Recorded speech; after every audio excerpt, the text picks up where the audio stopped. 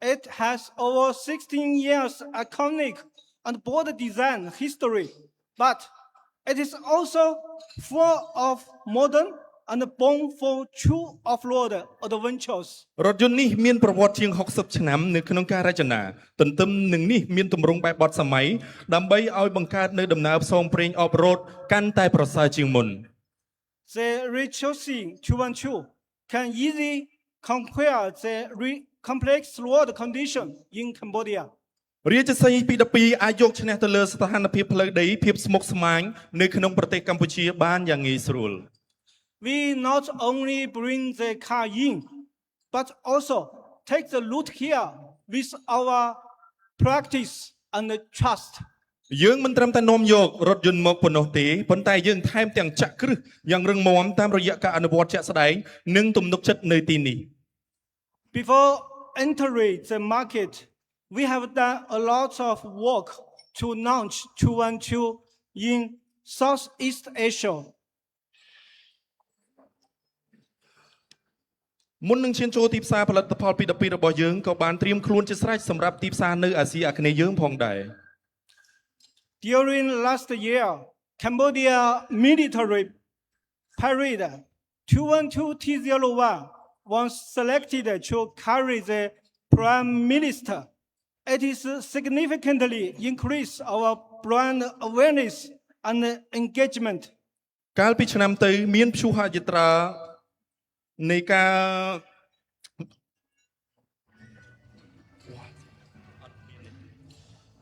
Last December, we competed in Malaysia reinforced competition, Borneo Safari, which enhanced our brand's exposure and show 212 off-road capabilities in extreme conditions. កាលពីខែធ្នូឆ្នាំទៅយើងបានចូលរួមនៅក្នុងកម្មវិធី Malaysia Rainforest Competition Borneo Safari ដែលមានការចូលរួមជាច្រើនម៉ាកផលិតផលហើយក៏មានការចូលរួមពីក្រុមហ៊ុនពី12យើងផងដែរ Of course, a great vehicle also needs a great service, and we are building that right here in Cambodia as well. ពិតណាស់មធ្យោបាយយានជំនិះដែលល្អបំផុតសវិសជាមួយនឹងសវិសដែលល្អបំផុតយើងក៏បានរៀបចំឡើងនៅក្នុងប្រទេសកម្ពុជាយើងដូចគ្នា Cambodia is a very important market for us. ប្រទេសកម្ពុជាគឺជាទីផ្សារដ៏សំខាន់របស់ពួកយើង We are honored to partner with one of the top automobile manufacturers, GTV Motor, in Cambodia. ពួកយើងខ្ញុំមានកិត្តិយសខ្លាំងណាស់ដែលបានសហការជាមួយកំពូលក្រុមហ៊ុនផលិតរថយន្តធំមួយនៃប្រទេសកម្ពុជាដែលហៅថា GTV Motor Cambodia. GTV is a company here with rich experience, strong sales network, and a great reputation for customer care. ក្រុមហ៊ុន GTV មានបទពិសោធន៍នៅក្នុងវិស័យនេះយ៉ាងក្រាស់ក្រែលដែលមានបណ្ដាញលក់ដ៏ធំនិងសេវាកម្មដល់អតិថិជនយ៉ាងយកចិត្តទុកដាក់ It means our 212 customer will get timely and professional service. នេះបង្ហាញឲ្យឃើញថាម្ចាស់រថយន្តពី12នឹងទទួលបានរថយន្តតាមការកំណត់និងសេវាកម្មយ៉ាងល្អបំផុត To serve Cambodia customer better and shorten delivery leading times. ដើម្បីបម្រើដល់អតិថិជនរបស់យើងដើម្បីទទួលបានឡានតាមពេលកំណត់យើងបានរៀបចំដំឡើងនៅក្នុងរោងចក្រតាំងពីចុងខែធ្នូមកម្លេះ We partner with GTV Motor to launch our local SKD assembly factory last December. ជាក់ស្ដែងរថយន្តរបស់យើងក៏បានដំឡើងរួចរាល់ដើម្បីបំពេញតម្រូវការអតិថិជនរបស់យើងផងដែរ The plant is now for operation and running efficiently, allowing us to fulfill local vehicle demands. ជាក់ស្ដែងរថយន្តរបស់យើងក៏បានដំឡើងរួចរាល់ដើម្បីបំពេញតម្រូវការរបស់អតិថិជនយើងផងដែរ Later, Mr. Pakdi will share more about this. ជានាពេលបន្តិចទៅទៀតនេះលោកភក្តីនឹងជម្រាបជូនបន្ថែមអំពីព័ត៌មានលម្អិតរបស់រថយន្តរបស់យើង Finally, let me take a moment to say thank you again to every distinguished guest, media friends, and dinner partner who join us tonight. ជាកិច្ចបញ្ចប់នេះខ្ញុំបាទសូមអរគុណសាជាថ្មីម្ដងទៀតទៅកាន់ភ្ញៀវកិត្តិយសក៏ដូចជាបណ្ដាមិត្តអ្នកសារព័ត៌មានជាមួយដៃគូសហការដែលមានវត្តមាននៅក្នុងរាត្រីនេះ Let this launch to be the starting of our journey together from commitment to success. សូមឲ្យពិធីសម្ពោធមួយនេះក្លាយជាចំណុចចាប់ផ្ដើមនិងជាផ្លូវទៅកាន់ភាពជោគជ័យរបស់យើង And we invite you together with us to write the next exciting chapter of 2012 in Cambodia.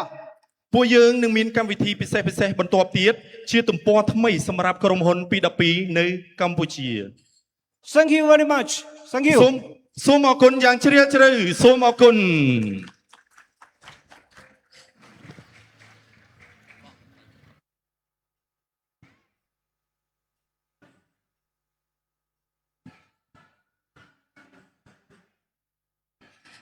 ចាសូមអរគុណសម្រាប់សន្ទរកថាដ៏មានអត្ថន័យក៏ដូចជាការថ្លែងនៅអំណរគុណទៅដល់អតិថិជនកំពុងតែមានវត្តមាននៅក្នុងរាត្រីនេះផងដែរ Thank you Mr. Thang for your speech ជាបន្តទៀតនេះ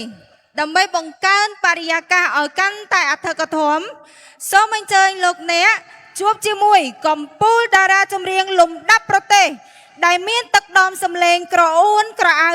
រហស្សនាមរាជិនីសម្លេងមាសគឺអ្នកបងមេងកាបច្ឆដា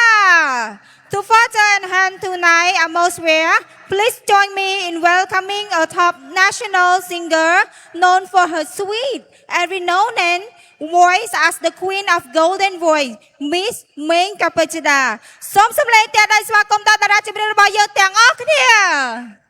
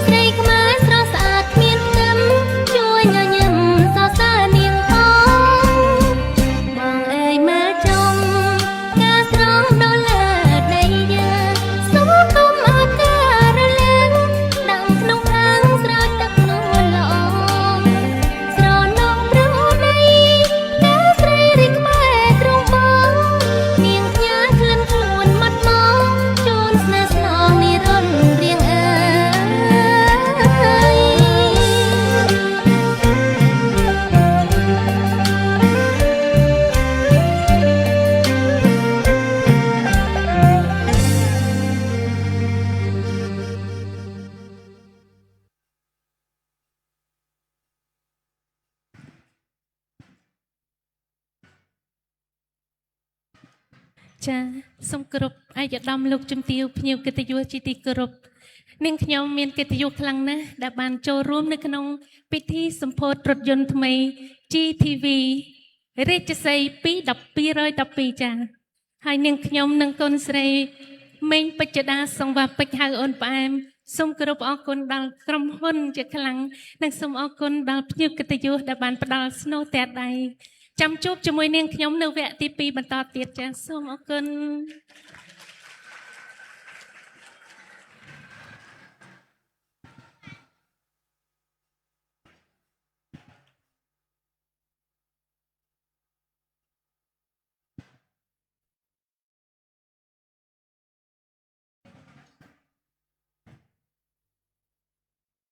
ចាសូមអរគុណដល់អ្នកបងមេងកែវពេជ្ជដានិងកូនស្រីរបស់អ្នកបងដែលមានឈ្មោះមេងសង្វាពេជ្រចាយើងហៅថាអូនផ្អែមចាសំឡេងម៉ាក់ក៏ផ្អែមឥឡូវនេះឈ្មោះកូនគឺឈ្មោះផ្អែមទៀតចាអ្នកណាមិនស្គាល់ចាអ្នកបងមេងកែវពេជ្ជដាចា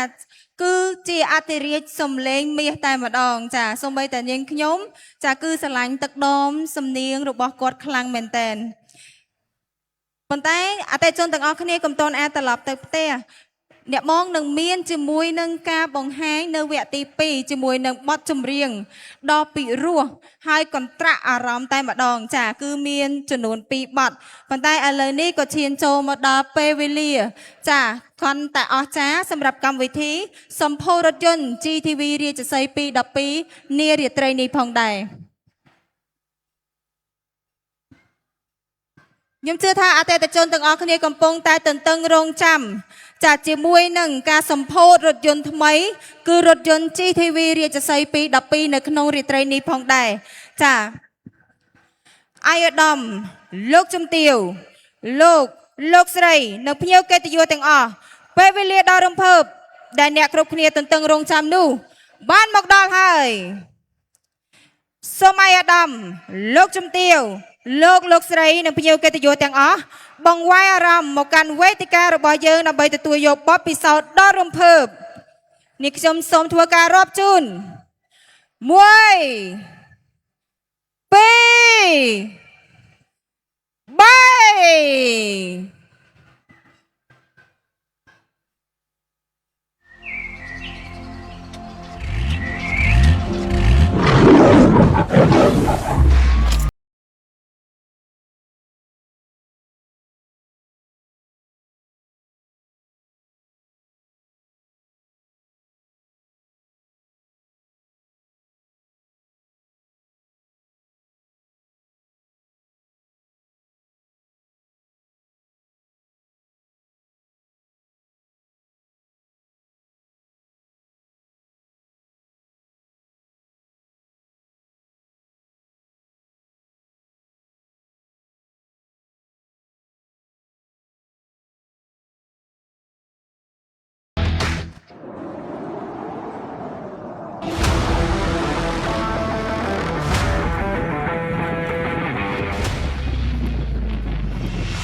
វ៉ាវស្វាគមន៍សាជាថ្មីម្ដងទៀតចំពោះរថយន្ត GTV រាជសី212ស្រស់ស្អាតអត់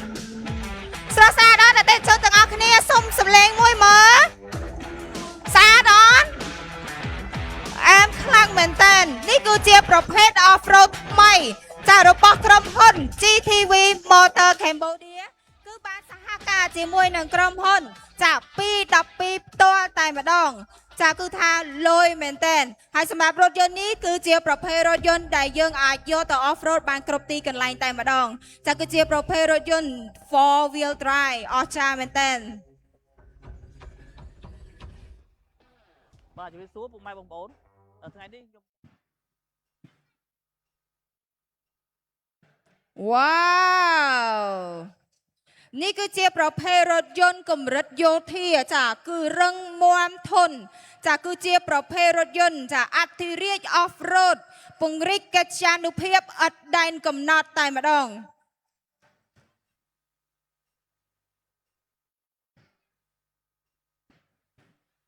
លោកស្រីអ្នកនាងកញ្ញា នៅខាងមុខនាងខ្ញុំនេះគឺជារថយន្ត GTV រាជសីห์212ដែលយើងបានធ្វើការដាក់បង្ហាញជាផ្លូវការនៅក្នុងថ្ងៃទី29ខែមីនា ឆ្នាំ2026នេះផ្ទាល់តែម្ដងដែលយើងធ្វើឡើងនៅអាគារ B និង C ចាដែលយើងធ្វើឡើងនៅ The Premium Center សានសុកផ្ទាល់តែម្ដងនៅក្នុងនារាត្រីនេះចាហើយមិនត្រឹមតែប៉ុណ្ណោះសម្រាប់រថយន្តនេះគឺរឹងមាំធន់ខ្លាំងតែម្ដងចាសម្រាប់អតិថិជនដែលគាត់កំពុងតែចាគិតគូរទៅរករថយន្តដែលរឹងមាំហើយធន់អាចជ្រើសរើសជាមួយនឹងប្រភេទរថយន្ត GTV Off-road ថ្មីពីខាងក្រុមហ៊ុន GTV Motor Cambodia បានផងដែរ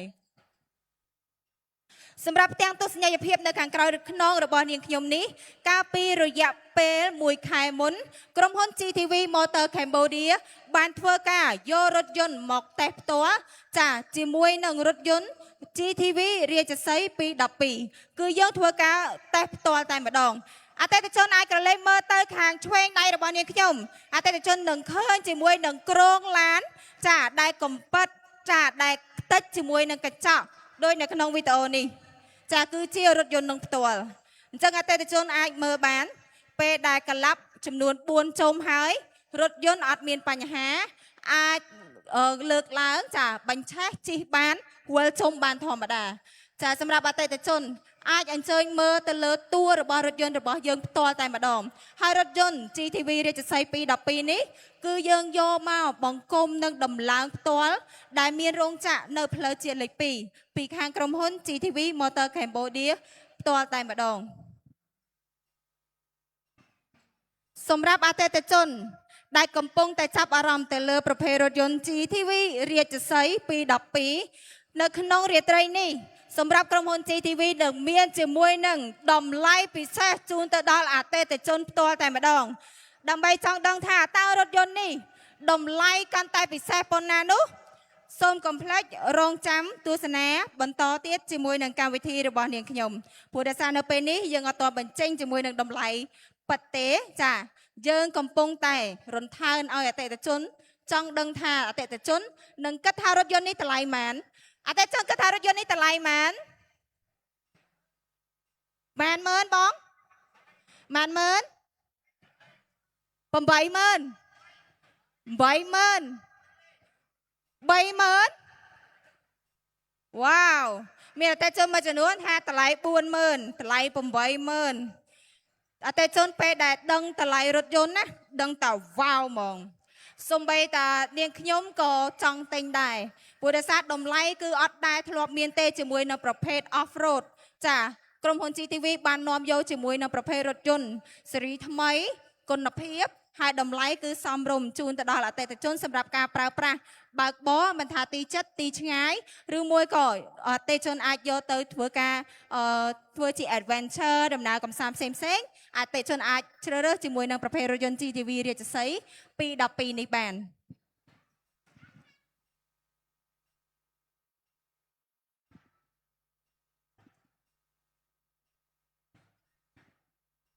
ដូច្នេះជាបន្ទាប់ដើម្បីចង់ដឹងថាតើតម្លៃនៃរថយន្ត GTV រាជសីห์212មានតម្លៃប៉ុន្មាននោះចានឹងពាក់ព័ន្ធជាមួយនឹងរថយន្តនេះផ្ទាល់មានស្ពេកពិសេសណាកន្លែងណានោះគឺអតិថិជនអាចរងចាំចាស្ដាប់ជាមួយនឹងការថ្លែងសន្ទរកថាជាមួយនឹងបងភក្តីចាដែលជាតំណាងក្រុមហ៊ុន GTV Motor Cambodia ចាសូមគោរពអញ្ជើញ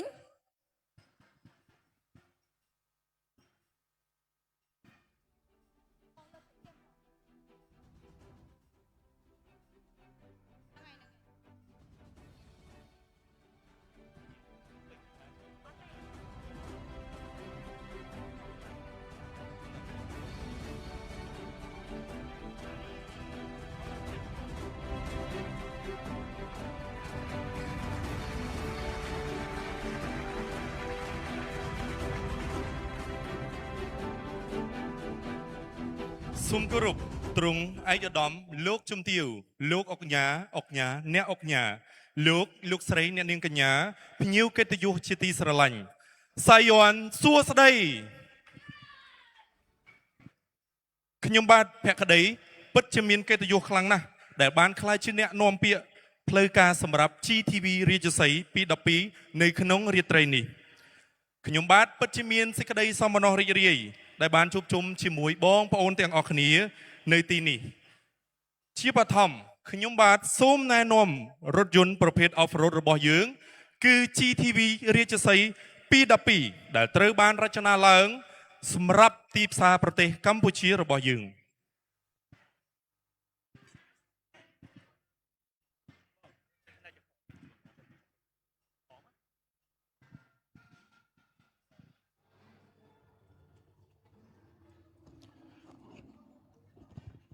រាជសី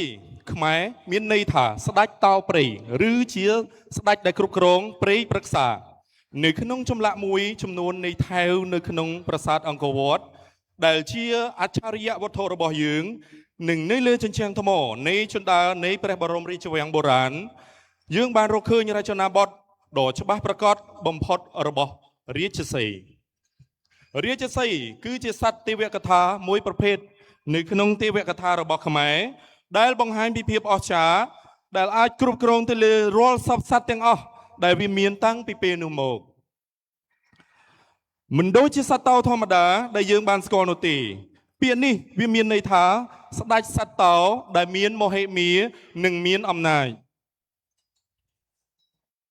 ឈ្មោះរាជសីមិនមែនត្រឹមតែជាឈ្មោះរថយន្តប៉ុណ្ណោះទេតែវាក៏ជាការគោរពទៅដល់វប្បធម៌ខ្មែរដែលមានអាយុកាលរាប់ពាន់ឆ្នាំណាស់មកហើយពួកយើងចង់ប្រាប់ប្រជាជនកម្ពុជារបស់យើងថាប្រជាជនកម្ពុជារបស់យើងមិនត្រឹមតែអាចដំឡើងរថយន្តផ្ទាល់ខ្លួនរបស់យើងបាននោះទេ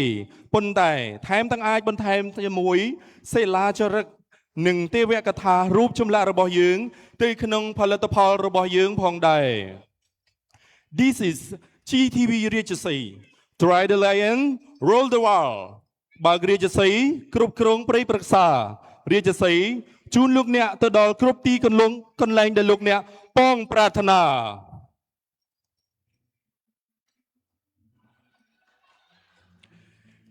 យានយន្តសម្រាប់បើកបរលើផ្លូវលំបាកពិតប្រាកដ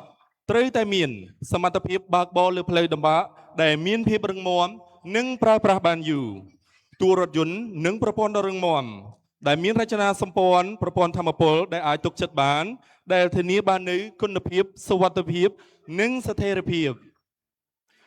មានបងប្អូនជាច្រើនប្រហែលជាឆ្ងល់ថាតើពួកយើងធ្វើវាបានដោយរបៀបណាដើម្បីទប់ទល់ទៅនឹងការធ្វើតេស្តបើកបរក្រៅផ្លូវការដែលមានអង្គតង់ស៊ីតេខ្ពស់នៅក្នុងរយៈពេលវែងដើម្បីឲ្យវាពិតជាអាចក្លាយជាមកផលិតផលដែលមានស្តង់ដារនិងទំនុកចិត្តពិតប្រាកដជាបន្តទៅទៀតនេះខ្ញុំសូមជម្រាបបងប្អូនពីរបៀបដែលយើងអាចធ្វើវាបានជាក់ស្ដែងដើម្បីធានាថារាជសី212រក្សាបាននូវគុណភាពស្ថិរភាពដ៏ល្អឥតខ្ចោះនៅក្នុងគ្រប់ស្ថានភាពផ្លូវនាក្នុងប្រទេសកម្ពុជាយើងពួកយើងបានធ្វើតេស្តនិងគ្រប់គ្រងផ្ទៀងផ្ទាត់គ្រប់ផ្លូវនានាយ៉ាងហ្មត់ចត់នៅលើ model GTV រាជសី212របស់យើងក្នុងរយៈពេល1ឆ្នាំកន្លងមកនេះនៅសីហនភាពខ្ពស់ខ្លាំងនិងសន្តានដីដែលស្មុគស្មាញតួរថយន្តប្រព័ន្ធបញ្ជូនថាមពលនិងរក្សារចនាសម្ព័ន្ធតួរថយន្តត្រូវបានធ្វើតេស្តម្ដងហើយម្ដងទៀតដើម្បីធានាថាគ្រប់យ៉ាងនឹងទៅរលូនដោយ perfect គឺល្អឥតខ្ចោះយើងបានសង្ខេបនិងកែលម្អយ៉ាងល្អិតល្អន់ទៅលើរាល់ព័ត៌មានលម្អិតគ្រប់ផ្នែកនៅទីបំផុតយើងក៏បានបញ្ចប់រួចរាល់នៃការធ្វើតេស្តអង្គតង់ស៊ីតេខ្ពស់ជាង1លានគីឡូម៉ែត្រដោយជោគជ័យដោយសម្រេចបាននូវលទ្ធផលដ៏ល្អឥតខ្ចោះសម្រាប់ផលិតផលរបស់យើង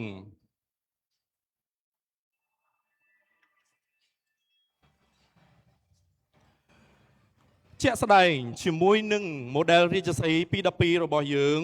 ផ្នែកខាងមុខដែលមានចង្គៀងរាងមូលដែលរក្សាបាននៅគោលការណ៍ដើមរបស់រថយន្តប្រណិត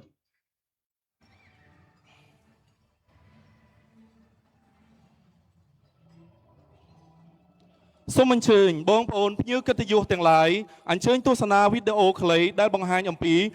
រាជសី212របស់យើង Sao loan rồi.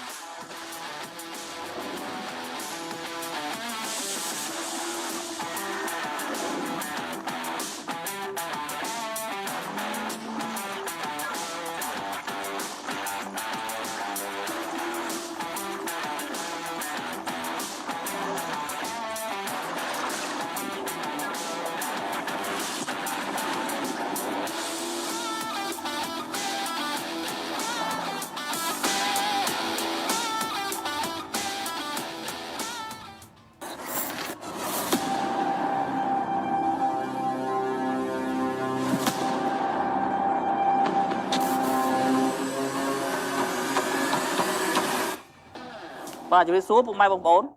ថ្ងៃនេះខ្ញុំចង់បង្ហាញពីនៅគុណភាពរថយន្តមួយប្រភេទដែលជាផលិតផលថ្មីរបស់ GTV ហើយជាក់ស្ដែងយើងបានយករថយន្តនោះមកធ្វើតេស្តសាកល្បងលើដងផ្លូវនៅប្រទេសកម្ពុជានៅខាងឆ្វេងដៃហ្នឹងគឺជារថយន្តម៉ាកឌីចស័យដែលយើងបានធ្វើតេស្តសាកល្បងក្នុងលបឿនពីការបើកបរគឺ100គីឡូក្នុង1ម៉ោងធ្វើឲ្យមានការឧបសគ្គកើតឡើងប៉ុន្តែរថយន្តជាក់ស្ដែងបានឃើញនេះគឺมันមានគ្រោះថ្នាក់ធ្ងន់ធ្ងរទេមានថាតួផ្នែកទាំងមូលទាំងអស់គឺមានសភាពមួយថានៅល្អច្រើនក្នុងលបឿន100គីឡូយើងគិតថាអាចជាបញ្ហាមួយធ្ងន់ធ្ងរមែនទែនប៉ុន្តែបើជាក់ស្ដែងជាមើលឡានផ្ទាល់គឺអត់មានបញ្ហាច្រើនទេបាទវាមានបញ្ហាតិចតួចសម្រាប់អ្នកបើកបរក៏มันមានប៉ះពាល់អីដែរហើយអ្វីដែលយើងឃើញជាក់ស្ដែងឡានទាំងអស់នេះគឺវាមានធន់មែនទែនការកពិតអីផ្សេងៗគឺវាតិចតួចអញ្ចឹងមានថាកលាប់ពីជុំក្នុងលបឿន100គីឡូគឺវាមិនធម្មតាទេបើយើងគិតថា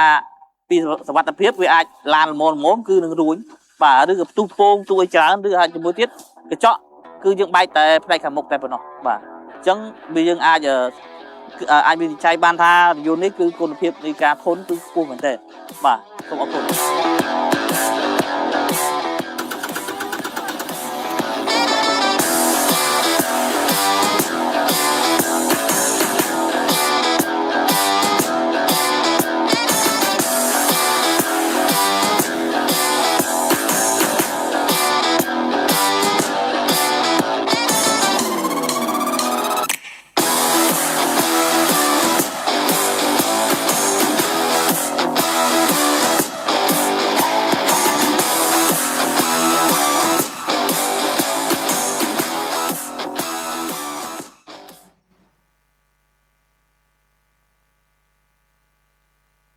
បាទ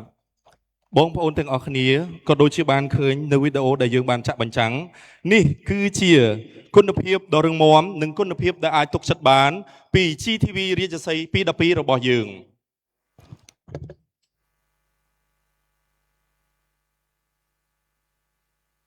ថ្ងៃនេះខ្ញុំចង់បង្ហាញភ្ញៀវកិត្តិយសទាំងអស់ដែលមានវត្តមាននៅទីនេះអំពីមូលហេតុអ្វីបានជារថយន្ត GTV រាជសី212របស់យើងអាចយកឈ្នះបានទៅលើគ្រប់ស្ថានភាពផ្លូវនៅក្នុងប្រទេសកម្ពុជាយើងជាក់ស្ដែងមុំឡើងចំណោតមាន40ដឺក្រេដែលអាចអនុញ្ញាតឲ្យយើងបើកឡើងជំរាលចោតច្រាំងថ្មដោយទំនុកចិត្តដោយមិនចាំបាច់ព្រួយបារម្ភអំពីការកោសផ្នែកបាតខាងក្រោមនិងធ្លាក់ដល់ចំណុចបាតសូម្បីតែផ្លូវចាក់បេតុងខ្ពស់បំផុតនៅជនបទកម្ពុជាក៏អាចបើកបរបានយ៉ាងងាយស្រួលជាក់ស្ដែងជាមួយនឹងមុំចុះចំណោតដែលមាន36ដឺក្រេវានៅតែមានស្ថិរភាពដូចភ្នំនៅពេលចុះចំណោតដូចគ្នាហើយផ្នែកខាងក្រោយរបស់យានយន្តនឹងមិនប៉ះនឹងផ្ទៃផ្លូវបានយ៉ាងងាយស្រួលនោះឡើយមិនថាឡើងចុះវាលស្រែឆ្លងកាត់ប្រឡាយដងអូវាអាចផ្ដល់ឲ្យនៅអតិថិជនរបស់យើងគ្រប់រូបនៅអារម្មណ៍សុវត្ថិភាពពេញលេញសម្រាប់រថយន្តរាជ GTV រាជសី212របស់យើងអាចនឹងចុះជម្រៅទឹកអតិបរមា850មីលីម៉ែត្រនេះគឺជាសមត្ថភាពដែលយើងបានរចនាឡើងសម្រាប់រដូវវស្សានៅក្នុងប្រទេសកម្ពុជាវាអាចឆ្លងកាត់ទឹកជម្រៅលើសកន្លះម៉ែត្រនិងអូរជនបទបានដោយរលូនដែលធានាថាអ្នកនឹងលែងមានឧបសគ្គដោយទឹកជំនន់ទឹកជន់លិចនៅពេលធ្វើដំណើរនៅក្នុងរដូវវស្សាទៀតហើយតួលេខនេះមិនមែនជាតួលេខគ្រាន់តែជាការនិយាយប៉ុណ្ណោះនោះទេប៉ុន្តែវាគឺជាការសន្យារបស់យើងចំពោះម្ចាស់រថយន្តគ្រប់រូបមិនថាអ្នកបើកបរនៅក្នុងភូមិដាច់ស្រយាលឆ្លងកាត់ផ្លូវភក់ក្នុងរដូវវស្សានោះទេរថយន្ត GTV រាជសី212អាចនាំអ្នកទៅកាន់ទីគ្រប់កន្លែងដែលអ្នកចង់ទៅបានដោយក្តីទុកចិត្តដោយសារសមត្ថភាពបើកបរលើផ្លូវដំបាក់ដ៏មានអានុភាពរបស់វាជាក់ស្ដែង model GTV រាជសី212របស់យើងប្រើប្រាស់ជាមួយនឹងរចនាសម្ព័ន្ធតួរថយន្តបែបបុរាណដែលជាសញ្ញាសម្គាល់នៃយានយន្តសម្រាប់បើកបរលើផ្លូវលំបាកពិតប្រាកដនិងជាការបដិញ្ញាចិត្តជាស្នូលចំពោះភាពជឿជាក់តួរថយន្តរបស់ GTV រាជសី212របស់យើង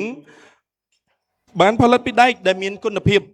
ដែលធ្វើឲ្យតួរថយន្តคล้ายជាតួឆ្អឹងខ្នងដែលទ្រទ្រង់នៅកម្លាំងទាំងស្រុងបានដោយគ្មានបញ្ហា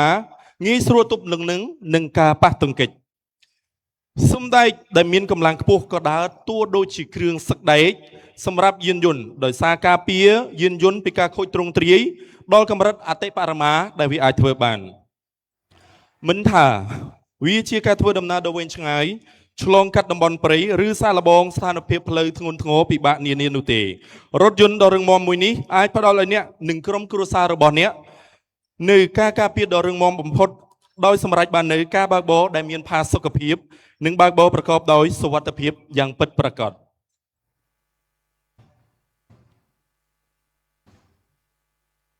រថយន្ត212 GTV រាជសីរបស់យើងត្រូវបានបំពាក់ដោយប្រព័ន្ធបច្ចេកវិទ្យាពិសេសដែលត្រូវបានកែសម្រួលពិសេសសម្រាប់ការបើកបរលើផ្លូវលំបាកដែលផ្ដល់ឲ្យអ្នកនៅទំនុកចិត្តក្នុងការយកឈ្នះទៅលើគ្រប់ជ្រុងជ្រោយនៅក្នុងប្រទេសកម្ពុជាម៉ាស៊ីនម៉ាស៊ូតនៅក្នុង GTV រាជសី212របស់យើងប្រើនៅម៉ាស៊ូត 2.0 Turbo Charge ជាមួយនឹងថាមពលទិន្នផលអតិបរមា185 គីឡូវ៉ាត់និងកម្លាំងបំពុលជុំកំពូលរហូត410 Newton meters វាផ្ដល់ថាមពលខ្លាំងសូម្បីតែក្នុងលឿនទាបក៏ដោយផ្ដល់នៅលឿនលឿនភ្លាមមិនថាឡើងភ្នំវាផ្ដល់មិនថាឡើងភ្នំឬក៏ឧបសគ្គនោះទេក្នុងពេលជាមួយគ្នានេះដែរការប្រើប្រាស់ប្រេងឥន្ធនៈរួមបញ្ចូលគ្នាគឺត្រឹមតែ 8.5 លីត្រប៉ុណ្ណោះនៅក្នុង100 គីឡូម៉ែត្រដែលសម្រេចបាននៅតុល្យភាពដ៏ល្អឥតខ្ចោះរវាងដំណើរការដ៏មានអានុភាពនិងការសន្សំសំចៃប្រេងឥន្ធនៈប្រអប់លេខ8វគ្គអូតូ ZF ប្រអប់លេខដូចគ្នាដែលមានប្រើនៅក្នុងរថយន្តទំនើបនានាវាមានសមត្ថភាពបង្វិលរហូតទៅដល់500 Newton meters ដែលស៊ីគ្នាយ៉ាងល្អឥតខ្ចោះជាមួយនឹងថាមពលដ៏ខ្លាំងរបស់ម៉ាស៊ីនបងប្អូនភ្ញៀវកិត្តិយសទាំងឡាយសូមបំលែងចំណាប់អារម្មណ៍បងប្អូនទាំងអស់គ្នាមកមើលពីរូបរាងរបស់ GTV រាជសី212ជាមួយនឹងទំហំខ្លួនដ៏រឹងមាំដែលគួរឲ្យចាប់អារម្មណ៍ដែលមានបណ្ដោយ 4705 មីលីម៉ែត្រនិងទទឹង 1936 មីលីម៉ែត្រនិងកម្ពស់ 1894 មីលីម៉ែត្ររាងប្រអប់បុរាណរក្សាបាននូវគុណភាពសោភ័ណភាពរបស់យានយន្តដ៏រឹងមាំសម្រាប់បើកបរលើផ្លូវដ៏លំបាកខណៈពេលដែលធានាបាននៅកន្លែងអង្គុយធំទូលាយដែលធ្វើឲ្យវាស័ក្តិសមសម្រាប់ទាំងការបើកបរជាលក្ខណៈគ្រួសារ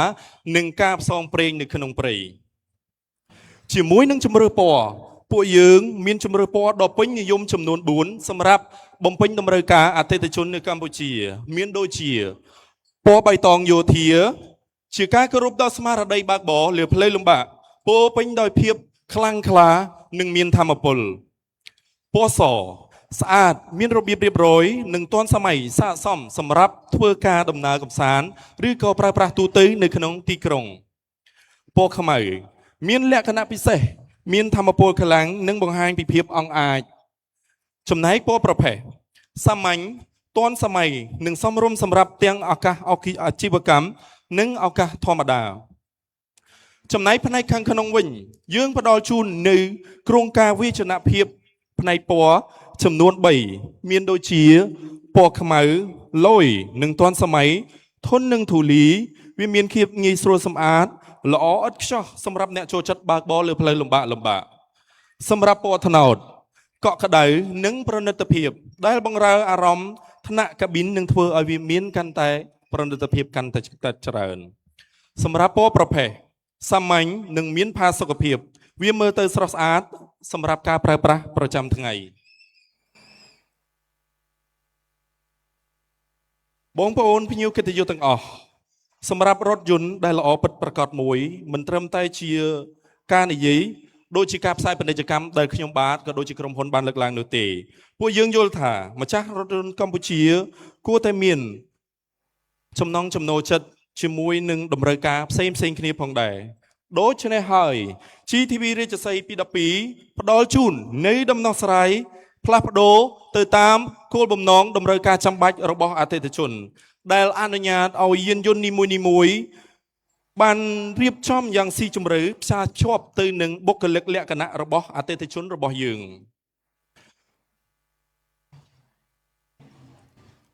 កំណែប្រណិតភាពនៅក្នុងទីក្រុងត្រូវបានផលិតឡើងយ៉ាងយកចិត្តទុកដាក់ សម្រាប់ជីវិតនៅក្នុងទីក្រុងវាបានរក្សានៅរចនាបថបែប off-road ដ៏រឹងមាំខណៈពេលដែលធ្វើឲ្យប្រសើរនៅខាងផ្នែកខាងក្នុងនៃ interior និងលក្ខណៈពិសេសនៃផាសុកភាពដែលអនុញ្ញាតឲ្យអតិថិជនរបស់យើងបង្ហាញចំណង់ចំណូលចិត្តបែប off-road របស់អតិថិជនដើម្បីទទួលបាននូវភាពរីករាយភាពថ្លៃថ្នូរនិងភាពឆើតឆាយនៃការធ្វើដំណើរនៅតាមដងផ្លូវសម្រាប់កំណែទំនើបបែប sport ត្រូវបានរចនាឡើងសម្រាប់អ្នកដែលចូលចិត្តរកនៅក្នុងតំបន់ព្រៃកំណែតម្រូវនេះឲ្យមានការផ្លាស់ប្ដូរនៅតាមការចង់បានរបស់អតិថិជនតាមរយៈក្រុមហ៊ុន GTV Motor Cambodia របស់យើងដែលមានឧបករណ៍ដំឡើងផ្សេងរាប់បញ្ចូលឡើងទៅ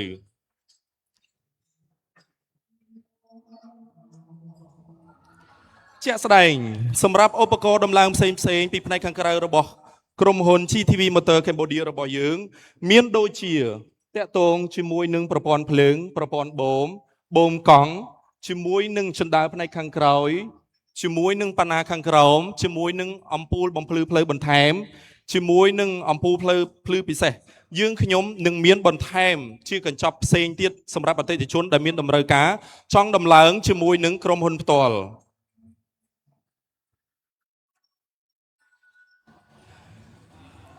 ជាក់ស្ដែងដោយបងប្អូនអតិថិជនទូទៅបានជ្រាបស្រាប់ហើយថានៅក្នុងទីផ្សាររបស់ប្រទេសកម្ពុជារបស់យើងមានរថយន្តនៃការនាំចូលរបស់P12ដូចគ្នាប៉ុន្តែតម្លៃនៅលើទីផ្សារគឺមានតម្លៃខ្ពស់រហូតទៅដល់$46,900 GTV រាជសីP12ផ្ដល់ជូននៅសំណើតម្លៃដ៏ពិសេសមួយដែលមិនគួរឲ្យជឿបាទនៅពេលនេះដែរឱកាសដែលរីករាយនិងរំភើបញាប់ញ័របានឈានមកដល់ហើយឥឡូវនេះ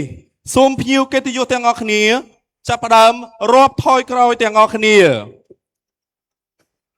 3 2 1បាទ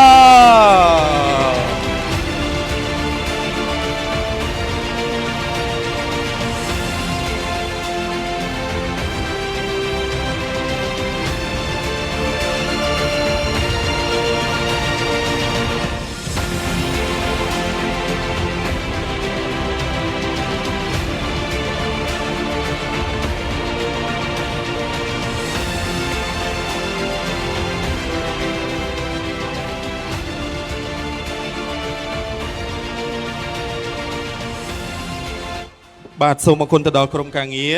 ជាក់ស្ដែងនៅពេលនេះដែរនេះគឺជាតម្លៃនៃ GTV រាជសីP12របស់យើងដែលមាន gasoline version មានតម្លៃ$36,500ចំណែកឯ diesel version ដែលជា version ម៉ាស៊ីនម៉ាស៊ូតរបស់យើងមានតម្លៃ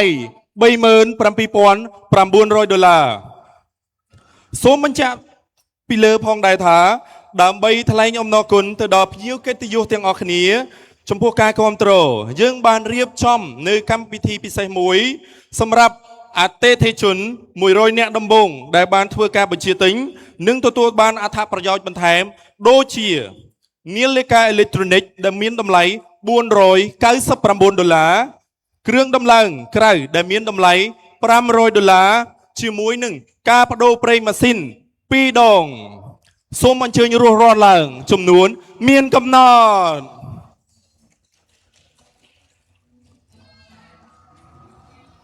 បាទជាកិច្ចបន្ទាប់ខ្ញុំបាទសូមប្រកល់ភារកិច្ចទៅកាន់ពិធីការនីសូមឲ្យគាត់ឡើងមកលើកឆាកបាទអរគុណអរគុណ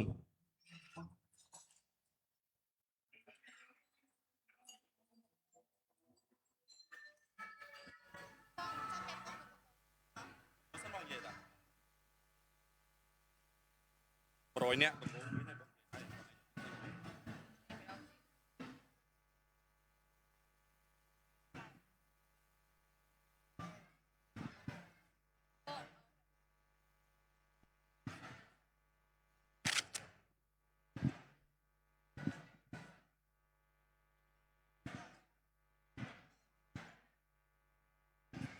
វ៉ាវពិតជាពិសេសមែនតើជាមួយនៅរថយន្ត GTV រាជសីP12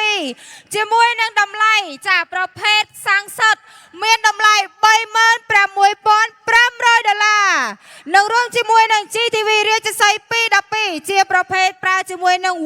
Azout ចាដែលមានតម្លៃ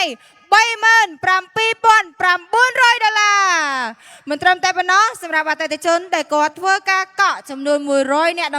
ដំបូងចាគឺនឹងទទួលបានជាមួយនឹង promotion ពិសេសពីក្រុមហ៊ុន GTV Motor Cambodia មិនត្រឹមតែប៉ុណ្ណោះសម្រាប់អតិថិជនដែលកំពុងតែចូលរួមជាមួយនឹងកម្មវិធីសម្ពោធរថយន្តជាផ្លូវការនៅក្នុងថ្ងៃនេះសម្រាប់អតិថិជនដែលកំពុងតែគិតហើយក៏ចង់ដឹងតម្លៃឥឡូវនេះក្រុមហ៊ុនបានបង្ហាញជាមួយនឹងតម្លៃជូនទៅកាន់អតិថិជនហើយដូច្នេះអតិថិជនអាចធ្វើការសម្រេចចិត្តភ្លាមក៏ដូចជាធ្វើការបញ្ជាកក់ឥឡូវនេះនឹងទទួលបានជាមួយនឹង promotion កាន់តែពិសេសទ្វេដងតែម្ដងនៅក្នុងរាត្រីនេះ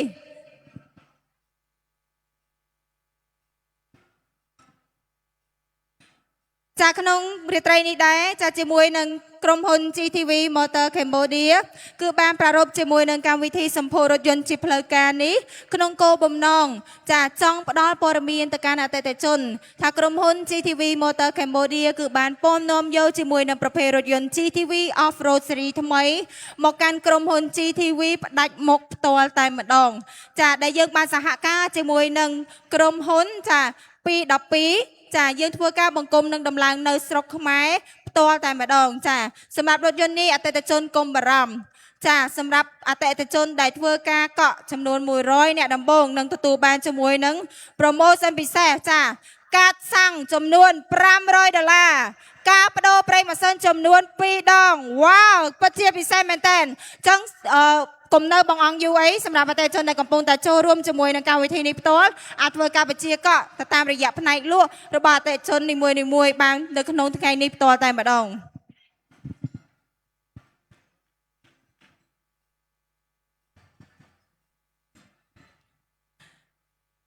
ចានៅក្នុងគណៈពេលនេះផងដែរពេលវេលាដែលពុកម៉ែបងប្អូនកំពុងតែទន្ទឹងរង់ចាំចាក៏បានឈានមកដល់ហើយចាដូច្នេះសូមអញ្ជើញរីករាយទស្សនានៅការបកស្រាយបទចម្រៀងដ៏ពិរោះរណ្ដំពីសំណាក់អ្នកបងមេងកបិច្ឆដាជាបន្តទៀតចាសូមសម្លេងទះដៃអបអរសាទរ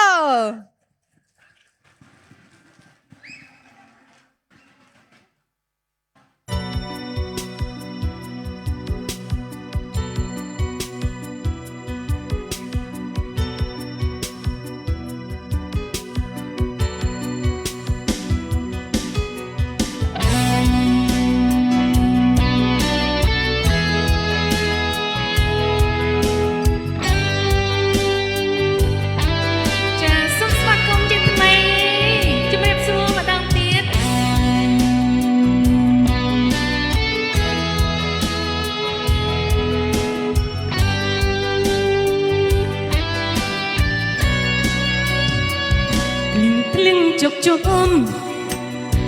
ស្នេហាមិនដូចបំណងអូនមើលមិនឃើញចិត្តបងរឿងស្នេហ៍កូនឡងបងមានអ្នកថ្មីបងកុំប្រកាយបងជួងបាច់កាស្រីតើបងក្បត់ដើម្បីអ្វីជាព្រះឬថ្លៃប្រាប់មកប្រាប់មកស្មានចិត្តបងមិនត្រូវជួបឈ្មោះអាស្រ័យឬស្នេហ៍បើសិនបងមានរូបគេអូនសូមឲ្យមានមេបំភ្លេចអូនវិញអូនឈុំស្នេហាឈប់ប្រឈប់តម្លេងអូនជួយបំពេញបំណងអូនសូមឲ្យប្រស្នេហ៍ស្នើបានសោស្នេហ៍អូនបងស្នេហ៍មានជុំរែកមានន័យដូចផែនដីគ្មានសែងព្រាំអាទិត្យមកដូចច័ន្ទឆាតតែចំប្រងនៅតារាបងលួចក្បត់មានក្តីស្រត់នងស្រណោអូនជឿចាប់ត្រង់វិអរ៉ាចាប់ព្រឹកផ្សារព្រមតែភ្លៀងទម្លាក់ក្នុងបេះដូងស្មានចិត្តបងមិនត្រូវជួបឈ្មោះអាស្រ័យស្នេហ៍បើសិនបងមានរូបទេអូនសូមឲ្យមានមេបំភ្លេចអូនវិញអូនឈុំស្នេហាជប់ប្រយឈប់តម្លេងជួយបំពេញបំណងអូនសូមមកប្រងស្នេហ៍ស្នើបាសស្នេហ៍អូន say rằng thật thật một đôi chân cha trai trong rơm nó bông đà ra bông lối quất miền tây sọt nâu ôn chưa chọc chấp tròn khi ở ra chọc chấp bếp xa rồi tất liên thân lẽ cái nào về đâu mà băng ấp bí rượu băng tê pro bê bê băng đi dây chân nè ôn vừa lo trong cô chi mà nè cái bay na đợi ôn tê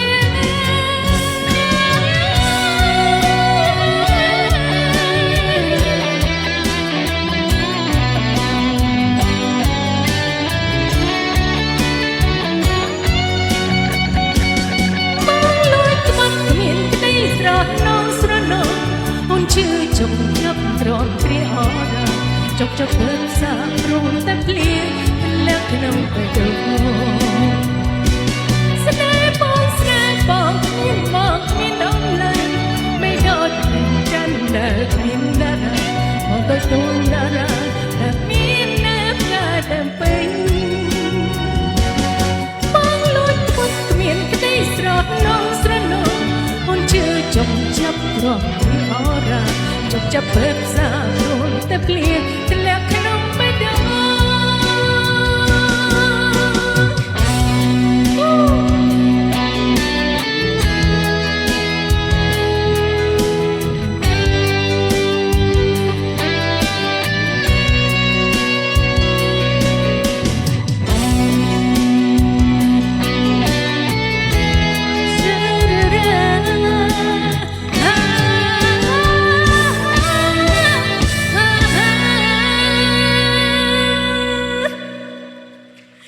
con cha ôi mà tay sang ha nó mơ bị khói à hay cả ai khi nhom đang xăm món nè ôi con ta lư đầm lấy trong tinh phim á ta vừa khi tinh mà nè mua ấy cha nên phim xâm ở con mà đang tiết trong buộc cầm hôn GTVปีดับปีเรียกจะใส่จ้ะกรมพลรถยนต์ได้ผลิตในรถยนต์เมียนรูปเพียบอาจให้ตุ่มเนิบนั่งบำเพ็ญแต่ได้ประปอนปัจจัยวิเชียตุ่มเนิบในขนมสมัยกาลทำไมอะไรนิ่งขยมมนนังโจดาลปัจจุบันเรียนตีปีนิ่งขยมสมัยเพียงเกตโยต่างแต่ได้ใหญ่คลั่งอบอสตอจมปัว GTV เรียกจะใส่ปีนับปีนี่ขยมสบายจัดนะสลังโต๊ะก็นะสลังเมื่อละห้าไงจ้าต่อสมรีจะมานั่งปัดจำเรียงเป็นน้ำมกรักอ่อนแต่เป็นน้ำบางมกรักอ่อนแต่เป็นน้ำแต่ตุนตุ่มนี่โอนตึงตึงมาตาสักนาโอนนี่เป็นน้ำแต่เป็นน้ำบางมกรักอ่อน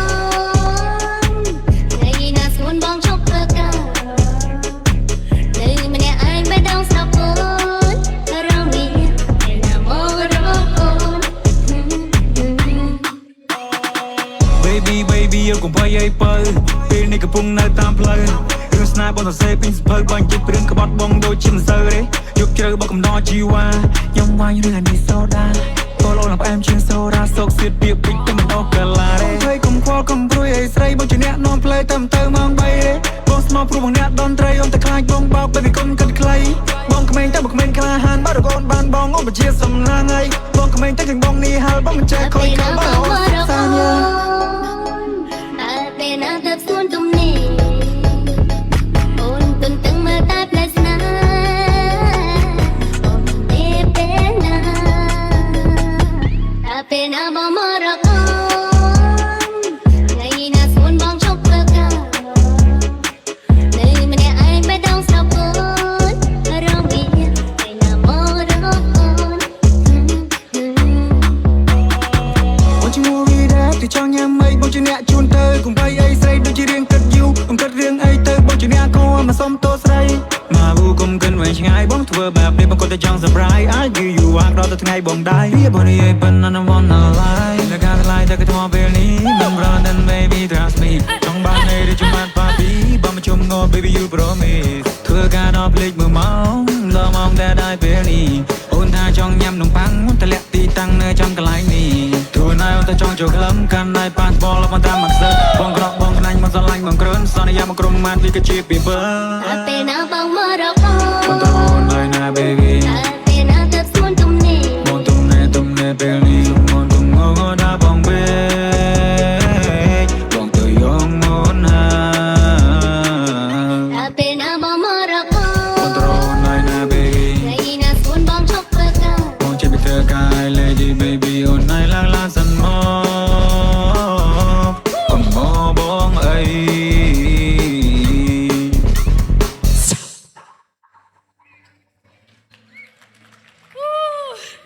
វ៉ាវសូមសម្លេងតែដៃអបអរសាទរជូនដល់អ្នកបងមេកបច្ចុប្បន្នមួយមក អរគុណចា ជំរាបសួរអ្នកបង ជំរាបសួរអូនស្រី អូយបងនៅតែក្មេងតែដែរខ្ញុំចាស់ទៅអរគុណណាស់អូនណា ចាបងថ្ងៃនេះក្រុមហ៊ុន GTV យើងមានជាមួយនឹងការ launching ជាមួយនឹងរថយន្តថ្មីតើបងឃើញស្អាតអត់ ចា ឃើញស្អាតអត់ ស្អាតអេបើស្អាតខ្ញុំទៅសើតាំងពីយូរហើយតាំងពីចូលមកដល់ល្មមពោះហ្មង វ៉ា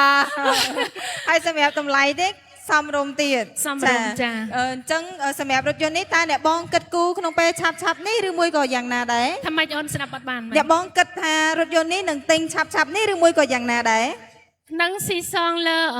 ក្រុមហ៊ុនណាលោកអនុញ្ញាតឲ្យខ្ញុំមានលទ្ធភាពទិញបានកម្រិតណា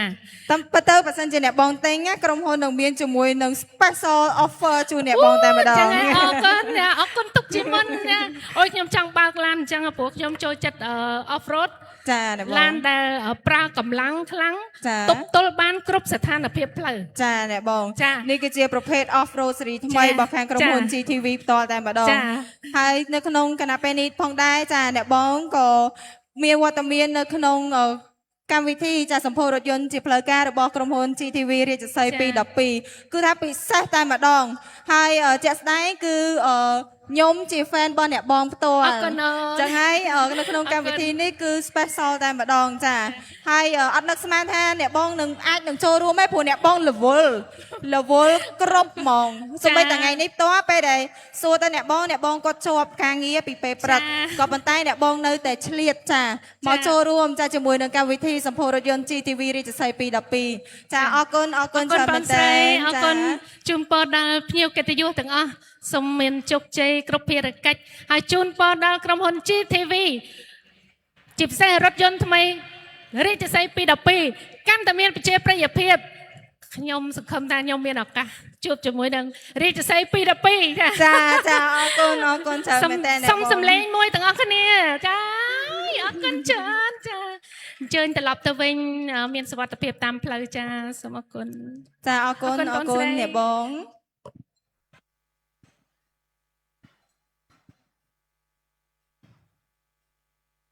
ចានៅក្នុងពេលនេះផងដែរគឺជាពេលវេលាមួយកាន់តែអស្ចារ្យ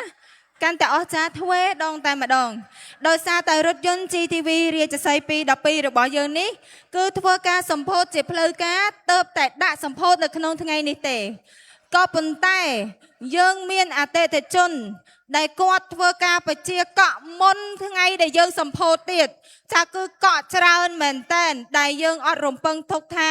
រថយន្ត GTV Off Road នេះទទួលបានការគ្រប់គ្រងពីអតិថិជនគឺច្រើនទ្វេដងតែម្ដង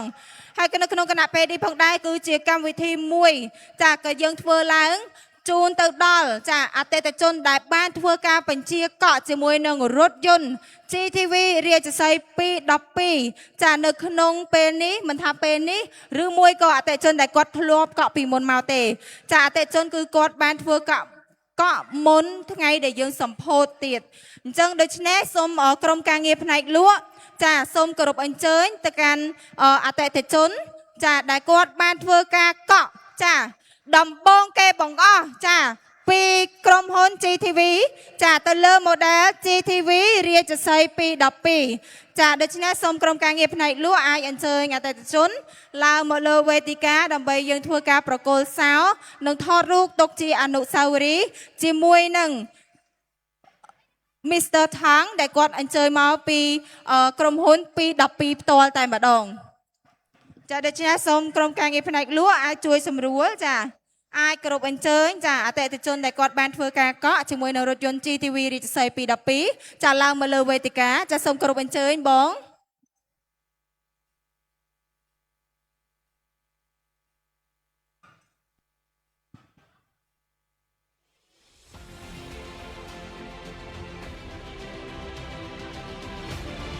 ចាសូមធ្វើការស្វាគមន៍ទៅកាន់អតិថិជនដែលបានធ្វើការកក់ជាមួយនឹងរថយន្ត GTV រាជសី212ដំបងគេបងអស់ផ្ទាល់តែម្ដងសូមស្វាគមន៍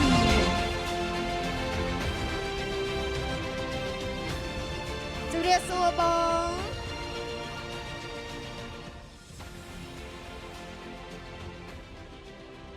ចានេះគឺជាអតិថិជនដែលគាត់បានធ្វើការបញ្ជាកក់ជាមួយនឹងរថយន្ត GTV រាជសី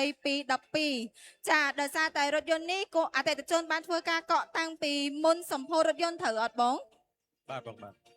តើបងពេលដែលឃើញរថយន្តដំបងភ្លាមហ្មងតើអ្វីដែលបងគិតមុនគេគឺគិតថាបងចាប់អារម្មណ៍ខ្លាំងបានបងធ្វើការកក់ត្រូវអត់បង ចាប់អារម្មណ៍លើរូបរាងហើយនឹងវាសារៈសំខាន់សម្រាប់ពេលយើងជិះ off road ចាគឺត្រូវមែនតើសម្រាប់រថយន្តនេះគឺជាប្រភេទរថយន្ត off road ហើយបងគិតថារថយន្តអត់ទាន់សម្ពោធទេហេតុអីបានបងហ៊ានប្រាជ្ញាថាបងត្រូវតែកក់រថយន្តនឹងឲ្យបានមុនគេ ព្រោះអីតាមបទពិសោធន៍បរិស័ទមានបងប្អូនប្រើ GTV កានពេលអញ្ចឹងគិតថាក្រុមហ៊ុនប្រកាសជាល្អ ចាដោយសារតែអតិថិជនគ្រប់គ្រងជាមួយនឹងក្រុមហ៊ុន GTV គឺជាក្រុមហ៊ុនយីហោជាតិដំបូងគេបង្អស់នៅកម្ពុជាចាសម្រាប់អតិថិជនបងប្រុសជំរាបសួរចាបងបានធ្វើការកក់រថយន្ត GTV រាជសី212ពេលបងឃើញដំបងបងចាប់អារម្មណ៍ទៅលើចំណុចណាមុនគេដែរ រូបរាង រូបរាងបែប sport ហើយមួយវិញទៀតសម្រាប់រថយន្តនេះផ្ទាល់បងកក់ដើម្បីប្រើទៅលើតម្រូវការ adventure ឬមួយក៏បងធ្វើប្រើទៅលើតម្រូវការប្រើប្រាស់ប្រចាំថ្ងៃដែរបង ប្រចាំថ្ងៃ អូបង សារចុះខេត្ត អូត្រូវម៉ាច់តែម្ដងបងមិនថាចុះខែមិនថាធ្វើការប្រចាំថ្ងៃជាមួយនឹងរថយន្ត GTV រាជសី212គឺពិសេសតែម្ដងជំរាបសួរបងប្រុសចាតើបងប្រុសពេលដែលឃើញរថយន្ត GTV រាជសី212តើបងចាប់អារម្មណ៍ទៅលើអ្វីមុនគេដែរ រូបរាង តែបងអត់ទាន់គិតពីតម្លៃព្រោះពេលហ្នឹងយើងធ្វើការបន្លាញបុកហ្នឹងយើងអត់ទាន់មានតម្លៃផង បាទកាលហ្នឹងយើងអត់ទាន់ដឹងពីតម្លៃគាត់ដឹងតែខាងក្រុមហ៊ុនប្រាប់ថាក្រោម 40000 វ៉ាវក្រុមហ៊ុនប្រាប់ថាក្រោម 40000 ឥឡូវនេះសម្ពោធជាផ្លូវការគឺចេញក្រោម 40000 មែនអត់បង បាទ ចាជំរាបសួរបងចាបងតើបងធ្វើការកក់រថយន្ត GTV រាជសីនេះតើដំបងគេបង្អស់បងចាប់អារម្មណ៍ទៅលើចំណុចមួយណាដែរ រូបរាងបង រូបរាងតើបងចូលចិត្តប្រើប្រចាំថ្ងៃបងយកទៅធ្វើការឬមួយក៏បងយកទៅជា adventure off road ដែរ ប្រើប្រាស់ប្រចាំថ្ងៃ អូប្រើប្រាស់ប្រចាំថ្ងៃតែរថយន្តនេះក៏យើងអាចធ្វើការ off road ដែរចាអរគុណច្រើនបងជំរាបសួរបងចាបងសម្រាប់រថយន្តនេះតាមពិតទៅយើងទំតែសម្ពោធថ្ងៃនេះទេក៏ប៉ុន្តែហេតុអីកាលពីយើងគ្រាន់តែ post announce តាំងពីមុនបងសម្រាប់ចិត្តថាកក់រថយន្ត GTV រាជសី212 បាទអរគុណណាស់សំណួរដ៏ល្អតាមពិតខ្ញុំស្រឡាញ់យូរហើយតាំងពី2025មានខាងការ៉ាសជាច្រើនគេនាំចូលខ្ញុំដើរសួរអាហ្នឹងរហូតប៉ុន្តែដល់តែខ្ញុំសួរហើយខ្ញុំក៏ព្យាយាមតាមដល់តាមទៅថ្ងៃខ្ញុំក៏ទៅសួរខាង GTV តើមាន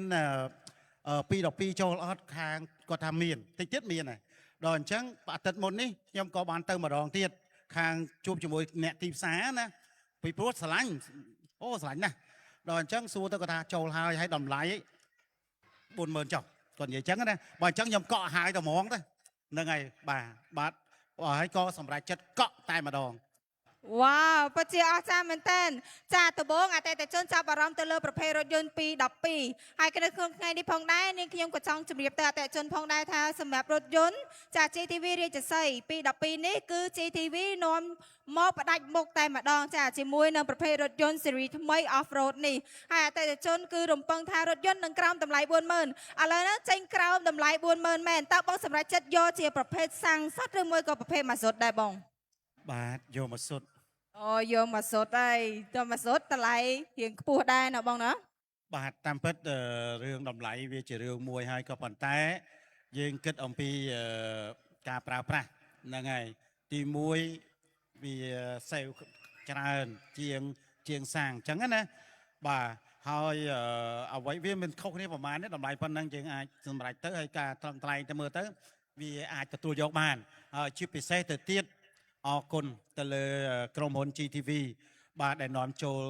រាជសី212នេះមកសម្រាប់អតិថិជនសម្រាប់ពុកម៉ែបងប្អូននៅបាទស្រុកខ្មែរយើង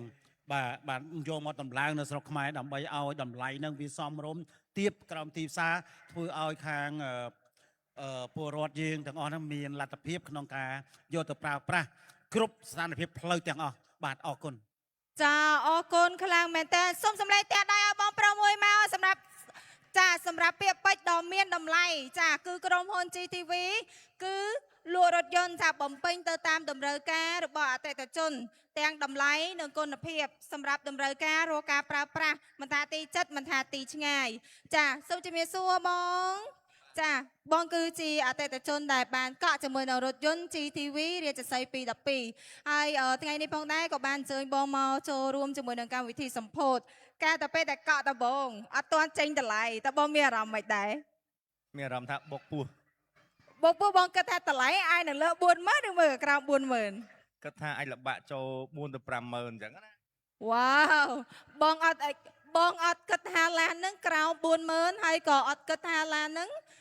លើ40000ដែរគឺគាត់គិតរហូតដល់50000ណោះអញ្ចឹងតម្លៃឡានគាត់ expect ថាគឺខ្ពស់ខ្លាំងមែនតើប៉ុន្តែជាក់ស្ដែងពេលដែលឃើញតម្លៃក្រោម40000បងមានអារម្មណ៍មិនដែរ មានអារម្មណ៍ថាมันគួរឲ្យជឿដែលថា GTV អាចនាំឡានដែលមានគុណភាពចូលមកស្រុកខ្មែរទាំងតម្លៃក៏ល្អ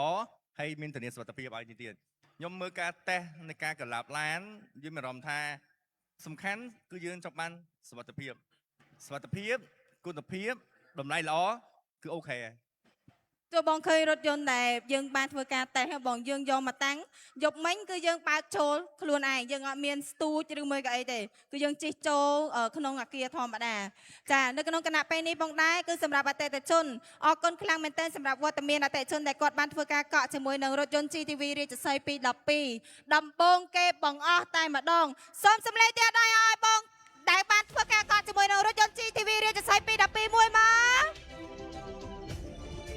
ចានៅក្នុងពេលនេះផងដែរនេះខ្ញុំមានកិត្តិយសសូមគោរពអញ្ជើញចាំ Mr. Thang ឡើងមកលើវេទិកាដើម្បីធ្វើការប្រគល់សោជូនទៅដល់អតិថិជននិងធ្វើការថតរូបទុកជាអនុស្សាវរីយ៍ម្នាក់ម្ដងតែម្ដងដោយសារតែ Mr. Thang ចាគាត់គឺជានាយកប្រតិបត្តិការចាពីខាងក្រុមហ៊ុន212ផ្ទាល់តែម្ដងចាគឺគាត់បានធ្វើការហោះហើររបស់ស្រុកខ្មែរយើងចាដើម្បីចូលរួមនៅក្នុងកម្មវិធីដ៏ធំចាជាមួយនឹងកម្មវិធីសម្ពោធរថយន្តជាផ្លូវការ GTV រាជសី212នៅក្នុងថ្ងៃនេះផ្ទាល់តែម្ដងចាអូបងសូមស្វាគមន៍អតិថិជនមួយទៀតចាសូមស្វាគមន៍បងបានធ្វើការកក់រថយន្ត GTV រាជសី212ដែរណោះតើឥឡូវតម្លៃក្រោម40000តើបងមានអារម្មណ៍យ៉ាងម៉េចដែរខ្ញុំប៉ាតអូនខ្ញុំអូពិសេសមែនតើបងដូច្នេះយើងនឹងធ្វើការថតរូបម្នាក់ម្ដងណាបងជាមួយនឹងMr. Thang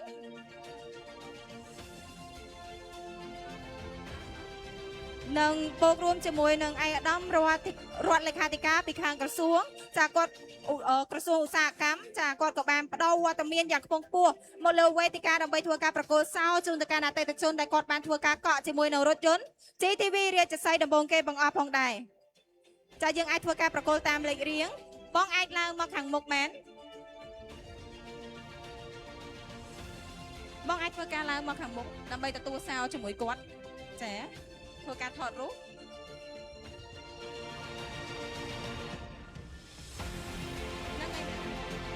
យើងនឹងធ្វើការថតរូបចាម្នាក់ម្ដងទុកជាអនុស្សាវរីយ៍ចាអរគុណខ្លាំងមែនទែនសម្រាប់វត្តមាន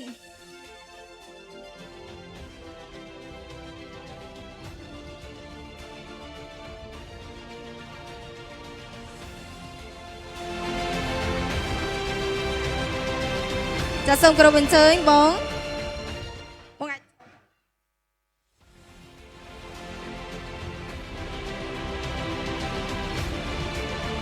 សូមបងអាចជើញចូល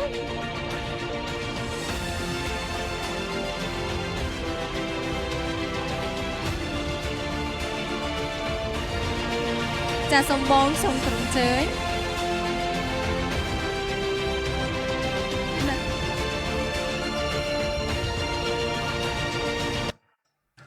ចាសូមអតិថិជនបន្ទាប់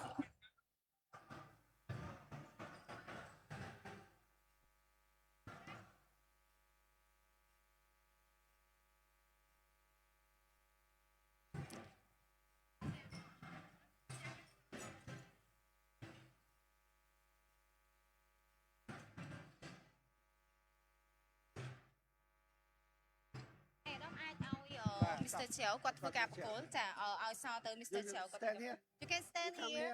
yeah and then you hand over this key to customer okay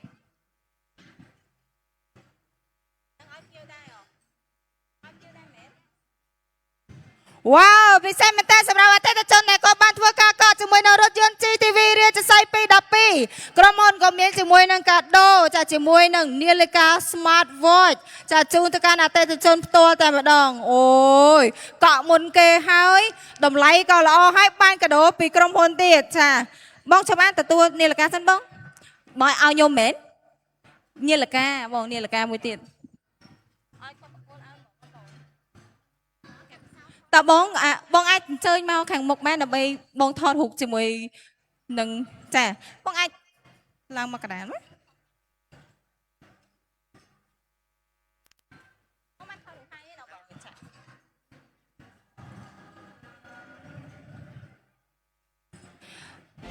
តើបងអាចអញ្ជើញខិតមកខាងមុខដើម្បីយើងធ្វើការថតរូបជុំគ្នាតែម្ដងចា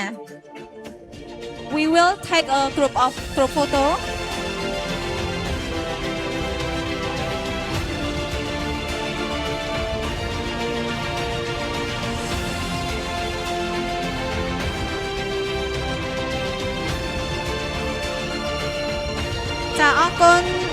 អរគុណច្រើនបង Thank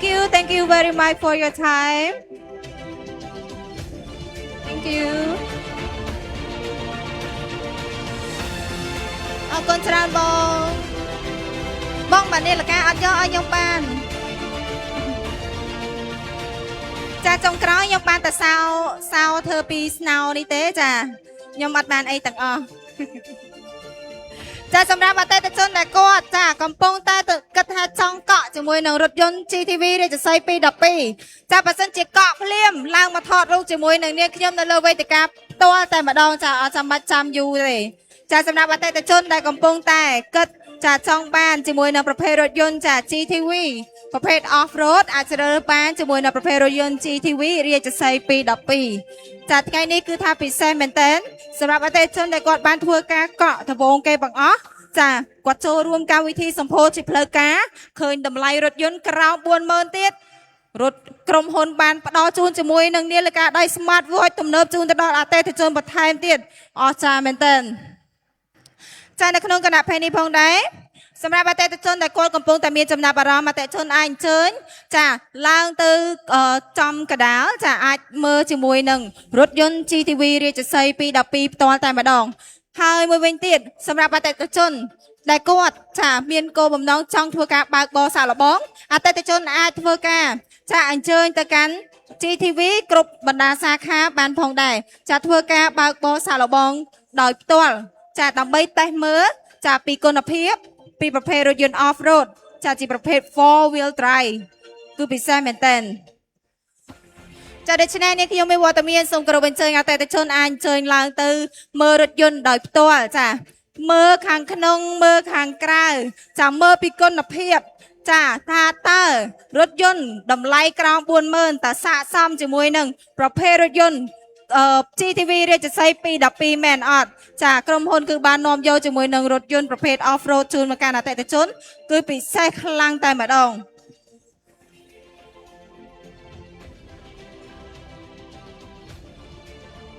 ចាក្នុងគណៈពេលនេះផងដែរចា អតិថិជនដែលគាត់បានពិសាជាមួយនឹងអាហារហើយអតិថិជនអាចឡើងទៅមើលជាមួយនឹងប្រភេទរថយន្ត GTV រាជសី212ផ្ទាល់តែម្ដងហើយសម្រាប់អតិថិជនដែលគាត់កំពុងតែមានគោលបំណងចាចង់ធ្វើការបើកបរសាកល្បងអតិថិជនអាចអញ្ជើញទៅកាន់ទីតាំង showroom ចាអគារតាំងបង្ហាញរថយន្តពីខាងក្រុមហ៊ុន GTV Motor Cambodia ដែលយើងមានរហូតទៅដល់5សាខាចាគឺមានជាមួយនៅសាខា60ម៉ែត្រសាខាទួកកសាខា2004សាខាសែនសុខក៏ដូចជាសាខា EON 2ផងដែរចាសម្រាប់អតិថិជនដែលគាត់មានបំណងចាចង់ធ្វើការកក់ជាមួយនៅប្រភេទរថយន្ត GTV រាជសី212អតិថិជនអាចធ្វើការជ្រើសរើសជាមួយនឹងប្រភេទរថយន្ត off road នេះបានហើយមួយវិញទៀតសម្រាប់អតិថិជនដែលគាត់ធ្វើការកក់ចំនួន100គ្រឿងដំបូងក្រុមហ៊ុននឹងមានជាមួយនឹងតម្លៃពិសេសក៏ដូចជា special offer ជូនទៅកាន់អតិថិជនផងដែរ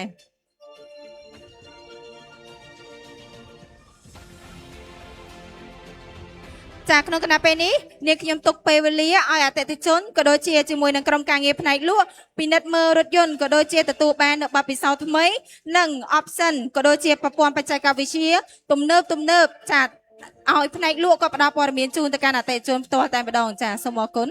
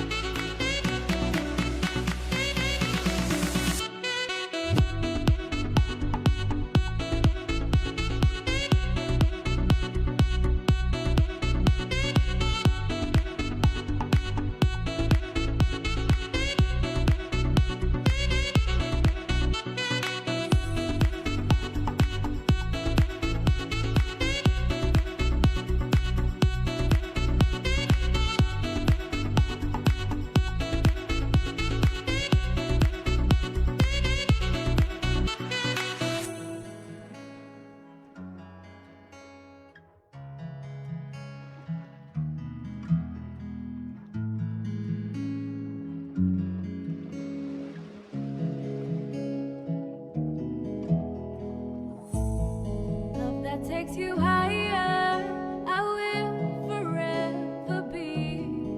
intertwined with you. When the sun never goes down and time has slowed down, would it be too crazy if we decided to stay forever? Decided to stay forever, forever.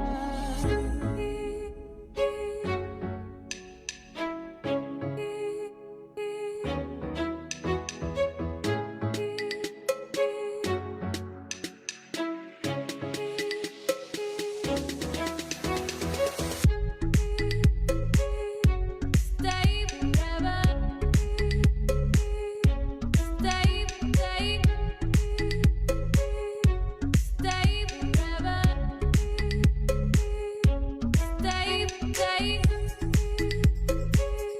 Stay forever. Stay, stay. Stay forever. Stay forever.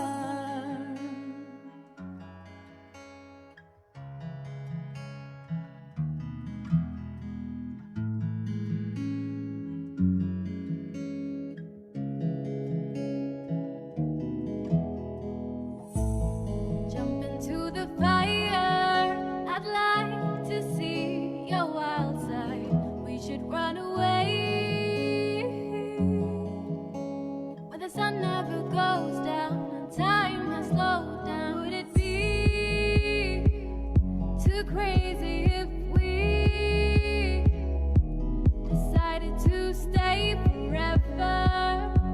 Decided to stay forever, forever.